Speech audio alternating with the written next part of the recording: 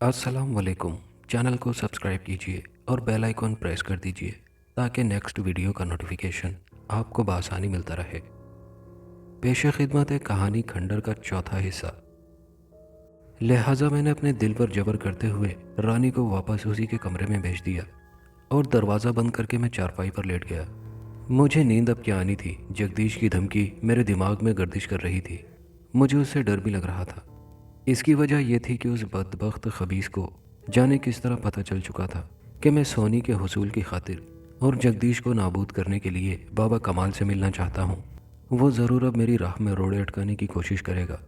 बहरहाल मैंने भी दिल में पक्का तहिया कर रखा था कि सोनी को भी हासिल करके रहूँगा और जाहिर है जगदीश को भी अब मैंने ज़िंदा नहीं छोड़ना था। चुनाचे मैंने रात का वो आखिरी पहर आंखों ही आंखों में काट दिया और अलल सुबह उठकर मैंने नाश्ता किया और जब अपनी साइकिल स्टैंड से उतारकर बाहर निकलने लगा तो यकायक रानी आन धमकी। शौके, ये सुबह तड़के तू किधर जा रहा है? उसने अजीब सी नज़रों से मुझे देखकर पूछा। करीब के गांव जा रहा हूँ, दोस्त की शादी है। मैंने झूठ बोला। दोस्त की शादी पर जा रहा है या किसी से मिलने? वो तीखी नज़रों से मुझे देखकर बोली। मैं हैरान हुआ और पूछा, भला बता तू किससे मिलने जा रहा हूँ? नहीं, तू बता। चल फिर हट जा परे, जाने दे मुझे। मैं साइकिल संभाले दरवाजे की तरफ बढ़ा तो उसने मेरा रास्ता रोक लिया। उसके चेहरे पर अजीब तासुरात उतर कर आए थे। तू जिससे मिलने के लिए जा रहा है मैं उसे जानती हूँ, वो इसरार भरे लहजे में बोली और मैं चौंक कर उसे देखने लगा। हाँ शौके, तू ना जा, वरना वरना वो नाराज़ हो जाएगा। उसके कपकपाते लबों से जैसे बेख्तियार निकला। मैं हैरत से उसे देखकर बोला, कौन कौन नाराज़ हो जाएगा? और ये तो कैसे जानती है कि मैं किससे मिलने जा रहा हूँ? बस तो ये बातें छोड़, देख ना जा शौके, ना जा। वो मिन्नत समाजत वाले अंदाज में बोली। नहीं, पहले मुझे बता मैं किससे मिलने जा रहा हूँ। मैंने अड़ते हुए इसरार किया तो वो मेरी तरफ भगौर देखकर बोली, तू बाबा कमाल शाह के पास जा रहा है ना, ताकि ताकि सोनी को हासिल कर सके। मैं उसकी बात सुनकर हक्का बक्का रह गया। तो तू ये सब कैसे जानती है? मैंने लुकनत ज़दा लहजे में पूछा। मैं तो ये भी जानती हूँ शौके कि तू उस बड़े जादूगर जगदीश से भी मुकाबला करना चाहता है, मगर मैं तुझसे यही कहूँगी कि तू उसका कुछ भी नहीं बिगाड़ सकेगा। वो बहुत बड़ा जादूगर है। अब तो मुझ पर हैरतों के पहाड़ टूट पड़े। मुझे शदीद हैरत हो रही थी कि भला रानी को ये सब किस तरह पता चला। मैंने बगौर उसके चेहरे की तरफ देखकर पूछा, रानी अब पहले तुझे ये बताना होगा कि तू ये सब कैसे जानती है, सोनी को, उस खबीस शैतान को। रानी चुप रही तो मैं भी फैसला कुन लहजे में बेनियाजी से बोला, रानी एक बात कान खोल कर सुन ले, जगदीश जादूगर नहीं है, एक खबीस शैतान है और अल्लाह से बहरहाल बड़ा नहीं है। मैं सोनी को भी हासिल करके रहूँगा और उस शैतान को भी नहीं छोड़ूंगा। ये कहकर मैं रानी को हैरान परेशान छोड़कर बाहर गली में आ गया। फिर साइकिल पर सवार होकर तेज़ी से पैडल मारता हुआ टिब्बे वाले पीर बाबा के आस्थाने की तरफ रवाना हो गया। कमाले कुमार के बताए हुए रास्ते के मुताबिक मैंने सबसे पहले टाली के दरख्तों के करीब बहती नहर पार की। फिर नशेब में बनी बलखाती पगडंडी में साइकिल उतार दी। मैंने दानिस्ता साइकिल की रफ्तार दरमियानी रखी थी ताकि जल्दी थक ना जाऊं। सर्दी ज़ोरों पर थी, मगर मैंने भी मौसम की मुनासबत से गर्म ऊनी कपड़े, स्वेटर, गले के गिर्द मोटा सा मफलर लपेट रखा था। वैसे भी साइकिल चलाने की वजह से मुझे सर्दी का कम ही एहसास हो रहा था। उस बल खाती पगडंडी पर दाएं बाएं खुदरो झाड़ियाँ उगी हुई थी। मेरा जहन अब रानी की बातों पर अटका हुआ था। आखिर उसे किस तरह इस सारे पुरस्रार मामले की खबर थी। हत्ता कि वो न सिर्फ सोनी और उस खबीस शैतान जगदीश को भी जानती थी, बल्कि वो मेरे नेक अज़ाइम से भी वाकिफ़ थी। आखिर उसे इन सब बातों का इल्म क्यों कर हुआ? घर से निकलते वक्त चूंकि मैं खासी उजलत में था, वरना मैं रानी से ज़रूर पूछता कि वो ये सारी बातें किस तरह जानती थी। ताहम मैंने भी तहिया कर लिया था कि बाबा कमाल से मुलाकात के बाद मैं वापस घर जाकर रानी से ज़रूर ये बात पूछूंगा, चाहे मुझे उससे सख्ती से ही क्यों ना पूछना पड़ता। मैं साइकिल पर पैडल मारता हुआ चला जा रहा था कि अचानक मुझे सामने एक उम्र रसीदा बुढ़िया दिखाई दी। उसकी कमर में कुब सा उभरा हुआ था और वो लाठी भुरभुरी मिट्टी वाली ज़मीन पर टेकती हुई आगे बढ़ती जा रही थी। मैंने अजराह हमदर्दी उसके करीब साइकिल रोक दी। मेरी साइकिल पर पीछे बैठने के लिए स्टैंड नस्ब था। बुढ़िया भी मुझे देखकर रुक गई थी। मैंने नरम लहजे में उससे पूछा, अम्मा तो किधर जा रही है? आजा, मेरी साइकिल पर बैठ जा, मैं तुझे आगे उतार देता हूँ। बुढ़िया ने मेरी तरफ देखा। उसकी रंगत खाकिस्तरी थी। सफ़ेद खिचड़ी जैसे बाल गर्द में मेले चिकट हो रहे थे। उसके लंबोतरे सूखे चेहरे पर झुर्रियों का जाल सा फैला हुआ था। मेरी बात पर उसने खामोशी से अपना सर हिलाया। फिर एकदम वो उछलकर साइकिल के पीछे कैरियर पर बैठ गई, जैसे कोई जवान लड़की हो। मुझे उसकी इस कमाली फुर्ती पर हैरत तो हुई।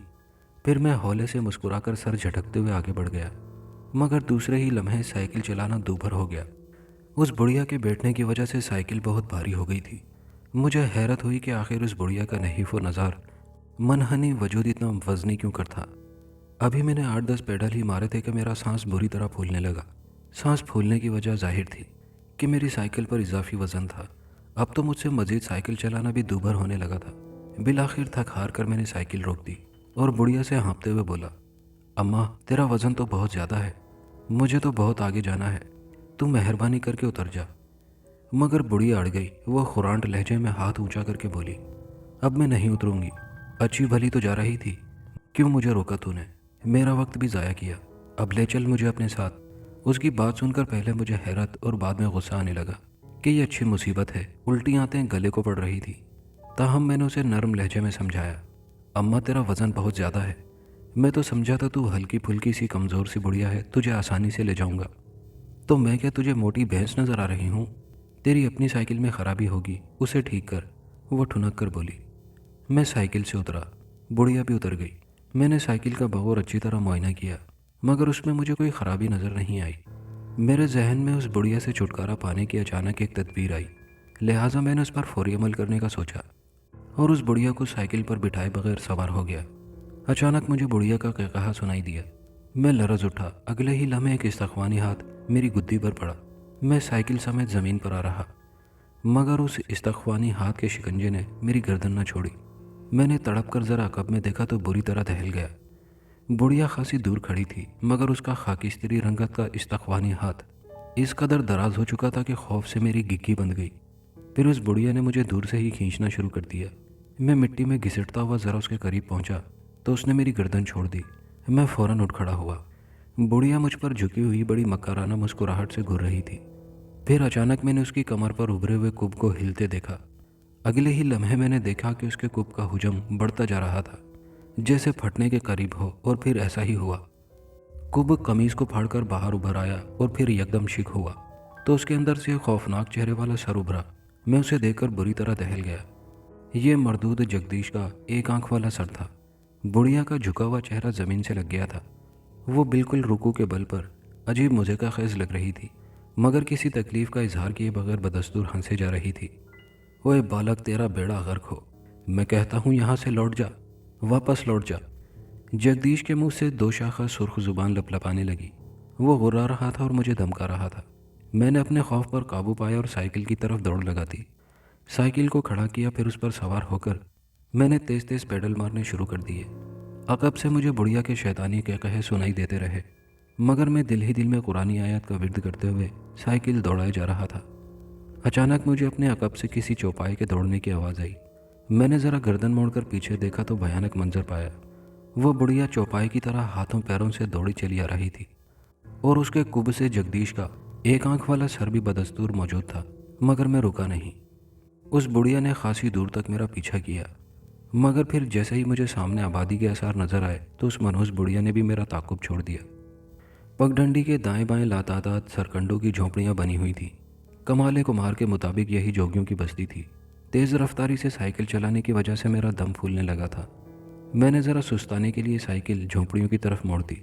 यहाँ मैंने एक हाथ वाले नल के हैंडपम्प से पानी पिया, फिर ज़रा सांस लेकर एक बार फिर आगे बढ़ गया। मुझे घर से निकले अब पौन घंटा बीत चुका था।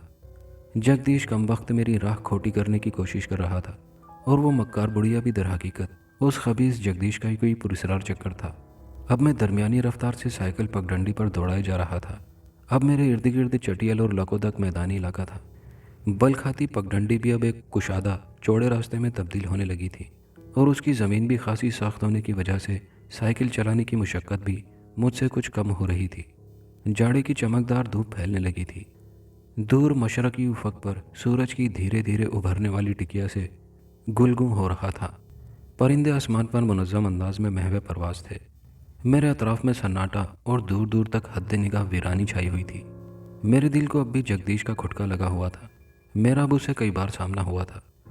और इस बार बार की मुठभेड़ से मुझे एक उम्मीद अफजा हौसला ये मिला था कि जगदीश कितना ही बड़ा साहिर सही, लेकिन वो मुझे नुकसान पहुंचाने की अहलियत नहीं रखता था। इसकी क्या ख़ास वजह थी वो मैं नहीं जानता था। कुछ यही वजह थी कि मैं अब पहले से भी ज़्यादा हौसले, हिम्मत और बेखौफी के साथ अपने मकसद के हुसूल के लिए बदस्तूर जुटा हुआ था। मुझे इस तरह मुसलसल साइकिल चलाते हुए मज़ीद 1 घंटा बीत गया तो मुझे ज़रा तसल्ली होने लगी कि अब वो खबीज़ शैतान जगदीश मेरा रास्ता खोटा करने की कोशिश नहीं करेगा। साथ ही मैं दिल में अल्लाह ताला से दुआएं करता जा रहा था कि मेरी ये मेहनत रायगा ना जाए और मेरी मुलाकात कमाली शाह बाबा से होकर रहे। मुझे बखूबी इल्म था कि कमाली शाह बाबा न सिर्फ जगदीश को जानता था, बल्कि वो उस मनहूस खंडर के बारे में भी ज़रूर बताएगा जहाँ मेरे दिल की बस्ती सोहनी आबाद थी, बल्कि कैद थी। और ज़ाहिर उस खबीस साहिर जगदीश से मुकाबला किए बगैर मैं सोहनी को उसके शैतानी चुंगल से आज़ाद नहीं करवा सकता था। ताहम मुझे एक ये भी परेशानी हो रही थी कि आखिर मैं एक आम सा इंसान हूँ और एक काले मंतरों के हामिल साहिर से क्यों कर मुकाबला कर सकता था। अलबत्ता फिर भी मुझे थोड़ी बहुत तसल्ली थी कि इसका हल भी कमाल शाह बाबा मुझे ज़रूर बताएगा, क्योंकि आखिरकार वो अल्लाह वाला बंदा था और जगदीश भी यकीनन उससे खाइफ था। ये सारी बातें सोचने के बाद मेरे दिल में उस अल्लाह वाले बंदे से मिलने की ख्वाहिश मज़ीद जड़ पकड़ने लगी। अचानक मुझे अपने सामने फुलाही और झुंड के दरख्तों का एक घना जंगल दिखाई दिया। कमाले कुमार के बताए हुए रास्ते के मुताबिक इस मज़कूरा जंगल को पार करने के बाद टिब्बे वाले पीर बाबा का आस्थाना नज़र आना चाहिए था, जिधर कमाली शाह बाबा की मौजूदगी की उम्मीद थी। मगर जैसे जैसे फलाही और घना जंगल करीब आता जा रहा था, मेरे दिल को एक अनजाने खौफ ने भी जकड़ना शुरू कर दिया था। बिलाखिर मैं अल्लाह का नाम लेकर जंगल में दाखिल हो गया। यहाँ रास्ता तंग पड़ने लगा था, मगर बहरहाल वो पगडंडी से ज़रा अब भी कुशादा ही था। अब मेरे आसपास फलाई और झुंड के पेड़ों के अलावा कदम झाड़ियों का सिलसिला शुरू हो चुका था। यहाँ सूरज की रोशनी भी कम पड़ रही थी, इसलिए दिन में भी जंगल के अंदर अंधेरे का सा गुमान हो रहा था। मैंने एक तंग सा मोड़ काटा तो सामने कच्चे रास्ते के बिल्कुल बीच मेरी नज़र किसी चक्करदार सी चीज़ पर पड़ी। मैं आहिस्ता आहिस्ता साइकिल चलाता हुआ जैसे उसके करीब पहुंचा तो मैंने एकदम अपनी साइकिल को ब्रेक लगा दी। वो कोई बहुत मोटा और काले रंग का नाग था, मगर उसने अपना फन अपने चक्करदार वजूद के अंदर छुपा रखा था। मेरा दिल ज़ोर ज़ोर से धड़कने लगा।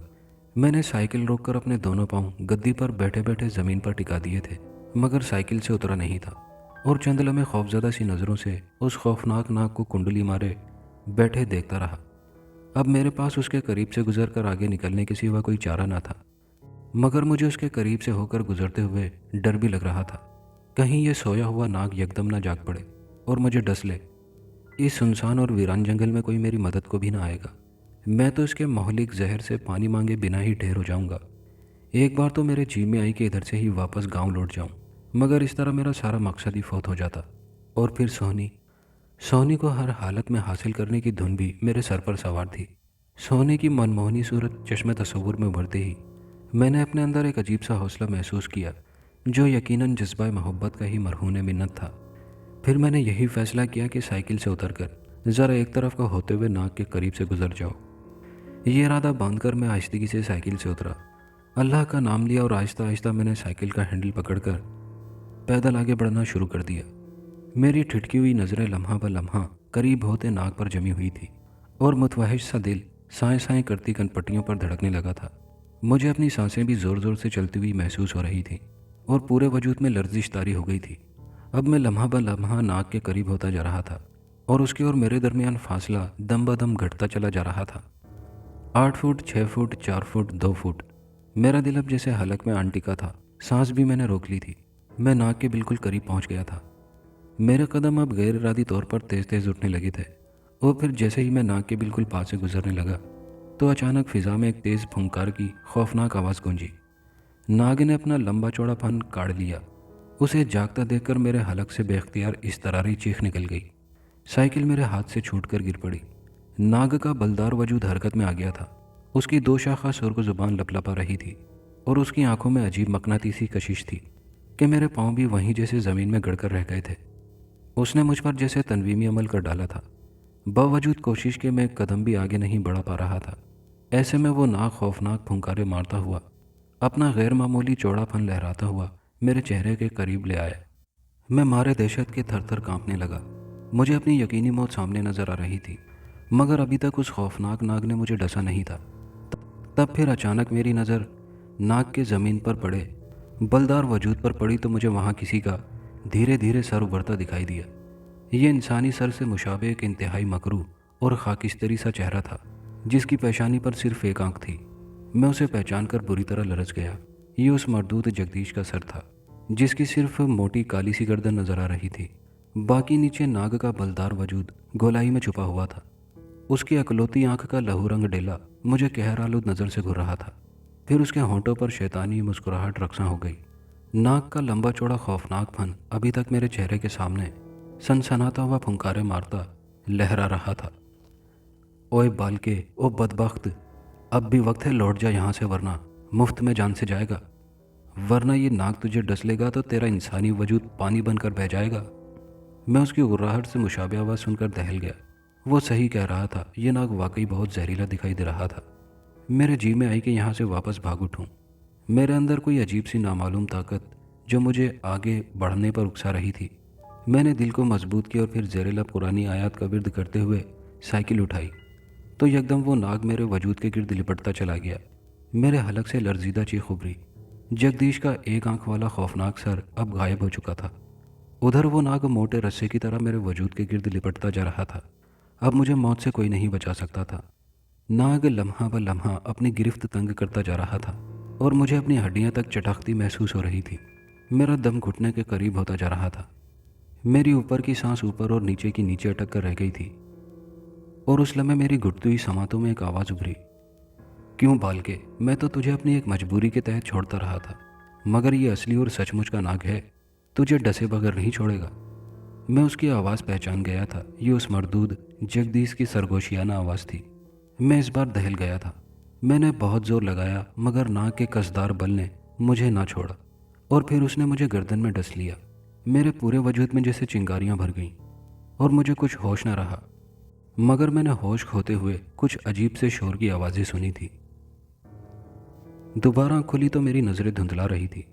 मैं दहल गया। मुझे यूं लगा जैसे मैं मर चुका हूँ और मेरी रूह आलम अरवाह पहुँच चुकी है, क्योंकि मुझे अपना वजूद निहायत हल्का फुल्का महसूस हो रहा था। मैंने 2-3 बार अपने सर को झटका दिया तो कुछ धुंधलाहट आंखों के सामने से छटी तो मैंने खुद को एक झलंगा सी चारपाई पर पड़े पाया। मेरी चारपाई के गिर्द खाकिस्तरी रंग और लंबोतरे चेहरों वाले कुछ लोग खड़े थे। उन्होंने मेली चिकट वास्किटें और नीचे पीले रंग की लुंगी बांधी हुई थी और सर पर भी उसी रंग की पगड़ियां बंधी हुई थी। उन सब के गले में मोटे मोटे मनकों और कोड़ियों वाली मालाएं जपी हुई थी। मुझे होश में आता देखकर एक अधेड़ उम्र के आदमी ने मुझसे पूछा, बिटवा कैसा है तू?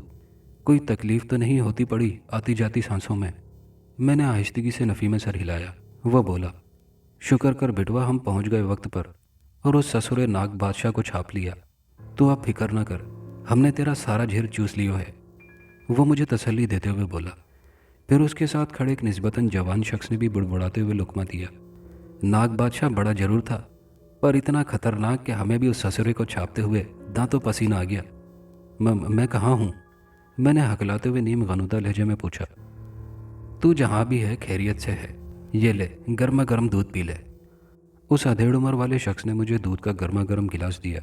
मैंने पानी मांगा तो उसने इनकार करते हुए कहा, नहीं बिटवा, अभी पानी 2-3 घंटों तक ना पीना, ये ले दूध पी ले। उसने ज़रा सहारा देकर मुझे उठाया। मेरा हलक सूख कर कांटा हो रहा था। मैं समझ गया कि किसी जोगियों की बस्ती में हूँ और मेरी ये खुशकिस्मती थी कि ऐन वक्त पर उन्होंने मुझे नाग के चुंगल से ना सिर्फ छुड़ा लिया था बल्कि मेरा सारा जहर भी चूस लिया था। तब मुझे याद आया कि जब मैं उस खौफनाक नाग के डसने की वजह से बेहोश हो गया था, मैंने बेहोश होते हुए जिन लोगों के शोर की आवाज़ें सुनी थी वो इन्हीं लोगों की थी। किस्सा मुख्तसर, ये लोग जोगी ही थे और इत्तेफाक से उस वक्त ये लोग वहाँ से गुजरे थे। ये जोगियों की वही बस्ती थी जो फलाही के झुंड के जंगल से ज़रा दूर थी, जिसे मैं अपनी साइकिल में पार कर आया था। मेरी साइकिल भी इन्हीं लोगों के पास महफूज थी। ज़रा देर बाद मैंने उन लोगों से जाने की इजाज़त मांगी और फिर उनका शुक्रिया अदा करके अपनी साइकिल संभाली और एक बार फिर टिब्बे वाले बाबा की तरफ चल पड़ा। इस गोरख धंधे में मुझे काफ़ी देर हो गई थी, मगर अल्लाह का शुक्र था मेरी जान बच गई थी। दूध पीने के बाद मैं अपने अंदर एक नई ताकत महसूस कर रहा था। धूप अब काफ़ी फैल चुकी थी और सूरज भी खासा ऊंचा हो गया था। मेरे सर पर आज ही कमाली शाह बाबा से मिलने की धुन सवार थी, इसलिए अब मैं तेज़ तेज़ पैडल मारता साइकिल दौड़ाए चला जा रहा था। बिलाखिर मैंने हिम्मत और हौसले मुस्तकिल मिजाजी के साथ जंगल भी पार कर लिया तो सामने मुझे एक मैदान नज़र आया। और फिर दूर ही से मुझे वो ऊंचा सा टिब्बा दिखाई दे गया। तेज साइकिल चलाने की वजह से मेरा दम भी फूल चुका था, मगर मंजिल को करीब देखकर मैं साइकिल भगाता हुआ टिब्बे के करीब पहुंच गया। साइकिल स्टैंड पर खड़ी करके मैं टिब्बे पर चढ़ने लगा। सामने गारे मिट्टी की कच्ची चारदीवारी सी थी। उसके वस्त में मुझे एक कब्र दिखाई दी, जिसके साथ एक छोटी सी कुटिया बनी हुई थी। मैंने चंद लम्हे वहीं खड़े होकर अपनी फूली हुई सांसें जरा बहाल की। फिर उसके बाद मैं छोटे छोटे कदम उठाता हुआ कुटिया की तरफ बढ़ा। कुटिया पर बोसीदा सा टाट पड़ा हुआ था। मैं करीब जाकर जरा मुतजब्जिब सा खड़ा हुआ तो अचानक अंदर से एक पुरजलाल आवाज़ उभरी, अंदर आजा बच्चे, हम तेरा ही इंतज़ार कर रहे थे। इस आवाज़ पर मैं चौंका और हिम्मत करके आगे बढ़ा। फिर टाट उठाकर आहिस्तगी से अंदर आ गया। सामने कच्चे फर्श पर बिछी चटाई पर एक नंग धड़ंग बारिश दरवेश सा बुजुर्ग आंखें मूंदे आधे कवल के आसन में बैठा हुआ था। ऊपरी बदन नीम बरहाना था, नीचे लुंगी थी। दाएं हाथ में तस्बीह और चेहरे के गिर्द नूरानी हाला सा बना महसूस हो रहा था। उसने आंखें खोलकर मुझे देखा, फिर मुझे बैठने का इशारा किया। मैं वहीं पलथी मारकर बैठ गया, मगर मैं उसकी बात पर कि वो मेरा ही इंतज़ार कर रहा था चौंका ज़रूर था। आप बाबा कमाल शाह ही हैं ना? मैंने हौले से अजराह एहतराम पूछा। हाँ, हम बाबा कमाल शाह हैं। और तू हमसे क्यों मिलना चाहता है, ये भी हम अच्छी तरह जानते हैं, बाबा कमाल शाह ने पुरजलाली लहजे में कहा। फिर मैंने उन्हें सारी तफसीलात बता डाली, अपने ख्वाब से लेकर सोहनी के बारे में, फिर जगदीश और रानी के बारे में। वो ये सारी बातें गौर से सुनता रहा। उसका नूरानी चेहरा अब जोश से सुर्ख हो रहा था। फिर अगले ही लम्हे वो मामूल पर आ गया। फिर उसने हाथ के इशारे से मुझे अपने करीब बुलाया। मैं उसके करीब सरक आया। उसने दाएं हाथ से मेरा कंधा थपथपाया। शाबाश बेटा, हम तेरे इस अजीम नेक मकसद और सच्चे इरादे से बहुत खुश हुए हैं। ये कहकर उसने अपनी करीब पड़ी बोसीदा सी गुदड़ी में से एक तावीज़ निकाला और मेरे दाएं बाजू की आस्तीन पर उठाकर बांध दिया। बाबा, आप मेरी रहनुमाई फरमाएं, और जब तक मुझे इस सारे पुरस्कार खेल की असलियत का इल्म ना होगा, मैं उस शैतान जगदीश का खात्मा नहीं कर पाऊंगा। मैंने बिलाखिर अपना नुक्ता नज़र उसे बताया। वो ज़ेरे लब आंखें मूंदे कुछ बिदबिदाते रहे। फिर उन्होंने मुझ पर एक फूंक मारी और आंखें खोल दी। हाँ, हम तुझे सारी बात बताते हैं, सुनो, वो बोले। और मैं हमतन गोश हो गया। मैं बगौर बाबा कमाल शाह के चेहरे की तरफ देखता रहा था। उनके बारिश चेहरे पर पहली बार मुझे अजीब से उलझे हुए तासुरात का जाल सा बुनता नजर आने लगा। यूं लग रहा था जैसे वो कुछ बताते हुए किसी बेनाम सी उलझन या परेशानी का शिकार हों।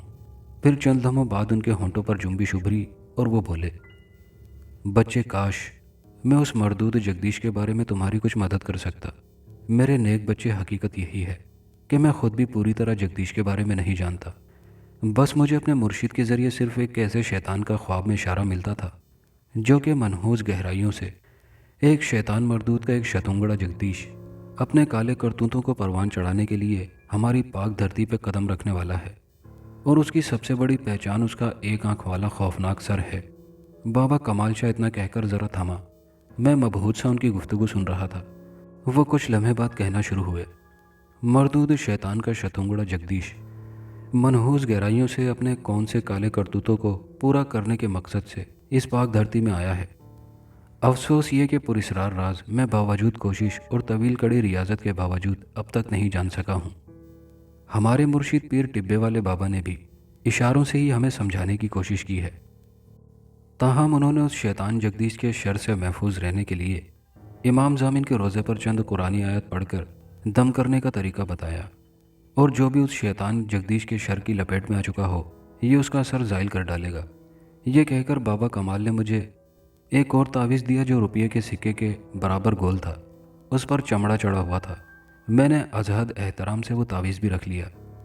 तुमने उस जगदीश को नाबूद करने का जो बेड़ा उठाया है, इस नेक मकसद से हमें खुशी हुई है। बाबा, वो तो सब ठीक है, मगर मुझे आखिर कुछ तो पता चले कि मैं जगदीश तक कैसे पहुंच पाऊं और उसका खात्मा भी कैसे करूंगा। मैंने कदरे परेशानी से पूछा। अल्लाह तेरी रहनुमाई खुद फरमाएगा। जिस तरह ख्वाब में तूने उस खंडर को देखा, बस बच्चे, अब तू चला जा। इससे आगे हम तेरी कुछ मदद नहीं कर सकते। यह कहकर बाबा कमाल शाह ने अपनी आंखें मूंद लीं और फिर वो जल्दी जल्दी तस्बीह के दाने रोलने लगे। उनके होंठ मुतहर्रिक थे। मैं खामोशी से वापस पलट आया। सोचो में गुम टिब्बे से नीचे उतरा और साइकिल पर सवार होकर वापसी के लिए रख्ते सफ़र बांधा। यूं तो बाबा कमाल शाह से मेरी मुलाकात इतनी नाकाम भी नहीं गई थी, लेकिन जगदीश के बारे में तफसील वो भी नहीं बता पाए थे। अगरचे उसके शर और काले मंत्रों वाले जादू से महफूज रहने के लिए उन्होंने 2 अलग अलग तावीज़ मुझे दे डाले थे, लेकिन फिर भी मेरे अंदर की तृष्णा की बाकी थी। मैं मायूस अंदाज में सुस्त रवि से साइकिल चला रहा था और मेरे सामने बाबा कमाल शाह की जगदीश से मुतालिक गुफ्तगू गर्दिश कर रही थी जो बिल्कुल मुबहम थी। बाबा कमाल शाह ने मनहूस गहराइयों का जिक्र किया था। मैं सोच रहा था आखिर ये किधर वाक़ थी जहाँ से मरदूद शैतान जगदीश वारिद हुआ था। इस बात से तो मैंने इतना अंदाज़ा लगा लिया था कि जगदीश का असल ठिकाना भी वही मनहूस गहराइयाँ ही होंगी। क्या खबर वो पुरस्रार खंडर जहाँ उसने मासूम सोनी को कैद कर रखा है उस इलाके में हो। अगर फ़र्ज़ किया कि मैं उन मनहूस गहराइयों में पहुंचकर उतर जाता हूँ तो फिर जगदीश से कैसे मुकाबला कर सकूँगा। गर्ज मेरा दिमाग दुखने लगा। मुझे जगदीश तक पहुँचने या उसे नाबूद करके सोनी को वहाँ से बाहिफाजत निकाल लाने की कोई राह सुझाई नहीं दे रही थी। अचानक मेरे दिमाग में एक झमाका सा हुआ। वो एक ख्याल था जो बिजली की सी तेज़ी से मेरे जहन में लपका था। ये ख्याल आते ही मेरे अंदर मायूसियों की धुंध छटने लगी। मुझे पूरा यकीन था अब मेरा काम हो जाएगा, बस ज़रा मेरे घर पहुंचने की देर थी। अब तो मेरे पूरे वजूद में उम्मीद की किरण फूट गई थी, इसीलिए मैंने साइकिल तेज़ रफ्तारी से चलानी शुरू कर दी। मेरा चेहरा कामयाबी और उम्मीद के जोश से सुर्ख हो रहा था। अब मैं जल्द से जल्द घर पहुंच जाना चाहता था। मुझे घर पहुंचते पहुंचते सपहर हो चली थी। शुक्र था कि शाम गहरी नहीं हुई थी। मैं बहुत थक चुका था। मैं साइकिल समेत घर में दाखिल हुआ। एक कोने में साइकिल खड़ी की। ताया भी दुकान से नहीं आए थे। ताई पड़ोस में गई हुई थी। ताया मगरिब के बाद ही दुकान से आते थे। रानी घर पर थी, जैसे वो मेरी ही मुंतजिर थी। मुझे देखते ही वो लपक कर मेरी तरफ बढ़ी और बोली, शौके, मिल आया बाबा कमाल से? मुझे उसके पूछने के अंदाज से हैरत तो हुई, मगर मैं अब ज़रा चालाकी से काम लेना चाहता था, क्योंकि मेरे जहन में जगदीश के ठिकाने से मुताल्लिक आगाही अब सिर्फ और सिर्फ रानी ही दे सकती थी। इसलिए मैंने उसे जवाबन कहा, हाँ मिल तो आया हूँ। तो फिर उसने तुझे जगदीश के ठिकाने के बारे में कुछ बताया? हाँ, मैंने मुख्तसर जवाब देते हुए उसके चेहरे की तरफ बगौर देखा। वो परेशान सी नज़र आने लगी। मैंने उससे पूछा, रानी एक बात तो बता। हाँ पूछो, वो गुमसुम से लहजे में बोली। तू ये सब कैसे जानती है? क्या यही कि मैं बाबा कमाल शाह से मिलने गया था? तू जगदीश के बारे में कैसे जानती है? शौके, मुझसे ये सब ना पूछ, मैं तुझे नहीं बता सकती। आज तूने रोटी भी नहीं खाई होगी। अम्मा अब्बा को तो दोस्त की शादी का बहाना बनाकर गया था, इसलिए अम्मा ने तेरी रोटी भी नहीं बनाई थी। मगर मुझे मालूम था कि तू किसी की दावत खाने नहीं गया है। चल अंदर कमरे में जाकर मुंह धोकर बैठ, मैं रोटी लाती हूँ तेरे लिए। वो ये कहकर रसोई की तरफ बढ़ गई। मैंने भी मजबूरन दानिस्ता चुप साध ली। खुरे पर जाकर मुंह धोया, फिर हाथ पहुँचता हुआ अपने कमरे में आकर चारपाई पर बैठ गया। इतने में रानी रोटी का छाबा उठाए कमरे में दाखिल हुई। मैंने अब उस हथेली का मुंह खुलवाने के लिए फौरन कैंचली बदली और निवाला तोड़कर मुंह में डाला तो वो मेरे सामने ही चारपाई पर बैठकर मुझे अल्हड़ मोटियारन की तरह मोहब्बत से रोटी खाता तकने लगी। मैंने जबरन होंठों पर मुस्कुराहट सजाते हुए उससे प्यार भरी हलावत से कहा, रानी, एक बात तो बता। पूछो। तू मेरा कितना ख्याल रखती है? किसी अपने का ही तो ख्याल रखा जाता है, और तू गैर थोड़ी है। वो एक अदाई दिल रुबाई से बोली। हाँ ये तो है, आखिर को मैं तेरा चाचाजाद हूँ, मैंने हौले से कहा। सिर्फ चाचाजाद? वो मखमूर सी निगाहों से मुझे देखकर बोली। तो फिर? मैंने उसे शीशे में उतारने की गर्ज से आगे बढ़ने की राह दी। तो फिर क्या, तू मेरा सजन भी है, लेकिन तू तो पता नहीं क्यों मुझसे बैरी ही रहता है। बता क्या कमी है मुझ में? हसीन हूँ, जवान हूँ, वो अपने सारे निस्वानी गमज़े अशुए के साथ बोली। मैंने हंसते हुए चालाकी से कहा, नहीं, मैं भला तुझसे क्यों बैरी होने लगा? तू वाकई बहुत खूबसूरत। मगर मैं दानिस्ता थमा तो वह जैसे अपनी आंखों में अनगिनत हसीन ख्वाब सजाए एकदम बेचैनी से बोली, मगर क्या शौके यार?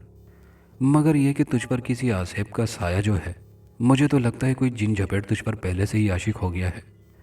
मैं ये कहते हुए उसके गुलनार पड़ते चेहरे की तरफ देखने लगा, लेकिन मेरी बात पर वो एकदम परेशान सी हो गई। नहीं नहीं शौके, ऐसी बात नहीं है। ना बाबा, मुझे तो तुझसे डर लगता है। ऐसा ना हो मैं तुझसे शादी कर बैठूं और वो भूत मेरे गले पड़ जाए। मैंने उसे बेवकूफ़ बनते देखकर चाल चली तो वो एकदम खुशी से चिल्लाकर बोली, सच? तू मुझसे शादी करना चाहता है? हाँ क्यों नहीं। फिर तू मुझे डांटता धुतकारता क्यों रहता है हर वक्त? उसने बड़े नाजो अदा से शिकवा किया। ऐसे में उसके पुरशबाब सीने से दुपट्टा ढलका तो मैंने अपनी नज़रें वहाँ जमा दी। उसने मेरी नज़रों की बेबाकी की सिमत अपनी ठोड़ी सीने से लगाकर वहाँ झांका तो उसे अपने भरे भरे सीने की गोलाइयों की गुदाज और हिजान अंगेज लकीर नजर आ गई तो वो मेरी चोरी को समझ गई, मगर उसने उसे ढांपने की कोशिश किए बगैर हिजान अंगेज लकीर को मजीद नुमायां करने के लिए मेरी तरफ झुकी और मेरा दिमाग सनसनाने लगा। मैंने एकदम अपनी नज़रें मोड़ ली। इसमें मेरी हवस की बजाय चालाकी का दखल था। वो इस तरह कयामत ख़ेज़ अंदाज में झुके झुके मुझसे नशीले लहजे में बोली, बताना, मैं तुझे इतनी अच्छी लगती हूँ तो फिर मुझसे बेजार क्यों रहता था? दरअसल मैं तेरे साथ ही बचपन में खेल कूद कर जवान हुआ था ना, इसलिए तुझे मैं एक छोटी सी बच्ची ही समझा करता था। ये कहते हुए मैंने एक बार जबरन उसके खुले गिरेबान में दोबारा बेबाकी से झांक कर जज्बात अंगेज लहजे में कहा। हालांकि मैं ऐसे आमियानापन को अच्छा नहीं समझता था, मगर यह सब ज़रूरी था उसे शीशे में उतारने के लिए। तो फिर अब भी क्या मैं तुझे बच्ची लगती हूँ? वो बदस्तूर दावत नज़ारा देते हुए मखमूर निगाहों से मुझे देखकर मायने खेज लहजे में बोली। तो मैं एकदम अपनी बाँछें फैलाए हुए बोला, नहीं, आज तो मुझे अंदाज़ा हो रहा है कि तू तो पूरी जवान घोड़ी बन चुकी है। सच? तो फिर तू घोड़ा बन जाना। वो जल्दी से अजीब तरंग में बोली। मैं घबरा सा गया, झेंपती हुई हंसी के साथ बोला, तू भी पागल है, भला मैं घोड़ा कैसे बन सकता हूँ? अभी मैंने इतना ही कहा था कि सहन का दरवाज़ा खुलने की आवाज़ आई। वो एकदम सीधी होकर बैठ गई और जल्दी से अपना दुपट्टा दुरुस्त करने लगी। ताई आ चुकी थी। मैं भी रोटी खा चुका था। रानी अपना सुर्ख पड़ता चेहरा लिए खाने के बर्तन उठाने लगी तो मैं जल्दी से उसके भरे भरे कूल्हे पर चुटकी भरकर बोला, फिर कब आएगी? वो जैसे खुशी से निहाल हो गई और फूहड़पन से बोली, अब इतना बेसब्रा ना बन। ये कहकर वो चली गई। मैंने सुक्का सांस लिया और चारपाई पर दराज हो गया। रानी को अगरचे अपने गले पड़वाना खतरनाक था, मगर यह सब ज़रूरी था। वो हटेली इस तरह ही शीशे में उतर सकती थी। वो अपने तौर पर मुझे उल्लू बना रही थी और मैं उल्लू बनकर उसे उल्लू बल्कि गधी बनाने के चक्करों में था।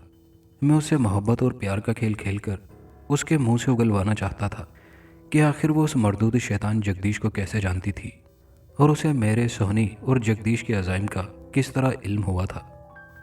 रात हुई तो रानी दोबारा नाजिल हो गई। हस्बे मामूल उसके हाथ में दूध का गिलास था।